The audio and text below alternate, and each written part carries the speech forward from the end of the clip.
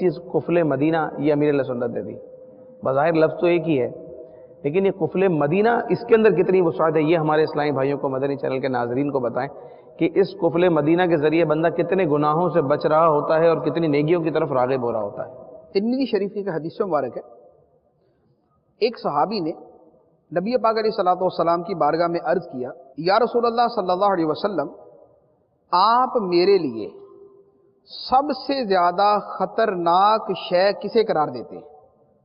میرے لیے سب سے زیادہ خطرناک شے کیا ہے؟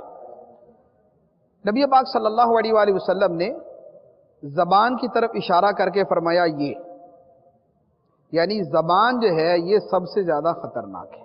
ایک اور حدیث مبارک ہے، اس میں مشہور حدیث مبارک سرکار علیہ الصلوۃ والسلام نے فرمایا کہ بعض اوقات بندہ اپنی زبان سے ایسی بات کہہ دیتا ہے کہ جسے نقصان کو وہ سمجھتا نہیں ہے یہ کتنا خطرناک ہے، لیکن اس کی وجہ سے وہ جہنم کی انتہائی گہرائیوں میں جا گرتا ہے. اب اس سے پتہ چلا کہ زبان جو ہے یہ اتنا ایک بڑا فیکٹر ہے نیکیوں کے لیے یا برائیوں کے لیے کہ اس کی کوئی انتہا نہیں. اچھا، ایک اور روایت ہے، امام غزالی رحمۃ اللہ علیہ نے منہاج العابدین کے اندر تحریر فرمائی ہے، فرمایا کہ جب صبح ہوتی ہے تو انسان کے سارے اعضاء زبان سے کہتے ہیں کہ تیری مہربانی تو سیدھی رہنا، کیونکہ اگر تو سیدھے رہے گی تو ہم بھی سیدھے رہیں گے، اور اگر تو خراب ہوئی تو ہم بھی بگڑ جائیں گے. تو یہ ہے زبان کی اہمیت. آدمی تلاوت کرتا ہے زبان سے، ذکر اللہ کرتا ہے زبان سے، درود پڑھتا ہے زبان سے، نیکی کی دعوت دیتا ہے زبان سے، لوگوں کی خیر خواہی کرتا ہے زبان سے، اچھے انداز میں گفتگو کرتا ہے زبان سے، ٹھیک، عاجزی کے جملے بولتا ہے زبان سے، اور اس طرح کی ہزاروں چیزیں وہ زبان سے کرتا ہے، ایون کہ وہ کلمہ بھی پڑھتا ہے زبان سے. صحیح. اچھا، لیکن زبان ہی سے کفر بھی ہو سکتا ہے. کلمہ کفر بول دیا تو آدمی کافر ہو جائے گا جس نوعیت کا کلمہ ہوگا.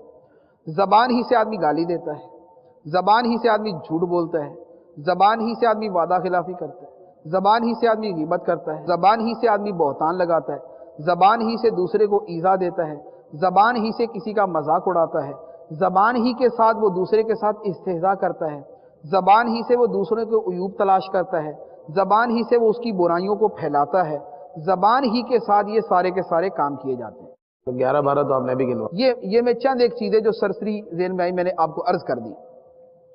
اب یہ جو ماسٹر کی ہے زبان، اگر اسے قابو کر لیا جائے تو آپ خود غور کریں، زبان پہ قابو کیا تو کفر سے بچے، غیبت سے بچے، جھوٹ سے بچے، چغلی سے بچے، وعدہ خلافی سے بچے، ایذا رسانی سے بچے، بہتان تراشی سے بچے، مذاق اڑانے سے بچے، استہزاء کرنے سے بچے. یہ سارے گناہوں سے بچ جائیں گے جب زبان کی حفاظت کی جائے گی، جسے کہا جاتا ہے قفل مدینہ. سبحان اللہ. جو زبان کا قفل مدینہ کہلاتا ہے. تو یہ ہے وہ مخصوص چیزیں کہ جن کی طرف جو ہے وہ اولیاء کرام شروع سے ہمیشہ توجہ دیتے ہیں. اور زبان کا معاملہ تو وہ ہے کہ یہ تو ایک ہمارا زمانہ بہت زیادہ غفلت کا ہو گیا، ورنہ اکابر اولیاء کرام جو سب سے زیادہ توجہ دیتے تھے نا، وہ دو ہی چیزوں پہ دیتے تھے، ایک زبان پہ ایک دل پہ. نیت صحیح رکھیں اور زبان کی حفاظت کریں. آپ تصوف کی پرانی جو کتابیں ہیں، مثال کے طور پہ قوت القلوب، امام ابو طالب مکی رحمۃ اللہ علیہ کی جو کتاب ہے آپ اسے پڑھ لیں. آپ اس کے بعد اور اکابر اولیاء کرام کی جو تصانیف ہیں آپ ان کو پڑھ لیں.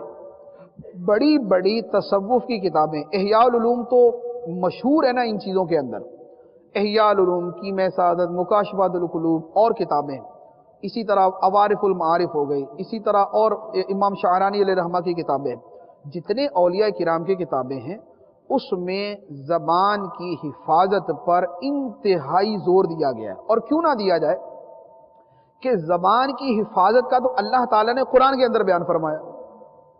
قرآن پاک کے اندر فرمایا گیا والذین ہم عن اللغو معرضون، جو مومن فلاح پانے والے ہیں، کامیاب ہونے والے ہیں، اللہ تعالیٰ نے ان کا وصف بیان کیا کہ کامیاب ہونے والے مسلمان وہ ہیں جو لغو اور بیہودہ باتوں سے اعراض کرنے والے ہیں، منہ پھیرنے والے ہیں، فضول کاموں میں نہیں پڑتے.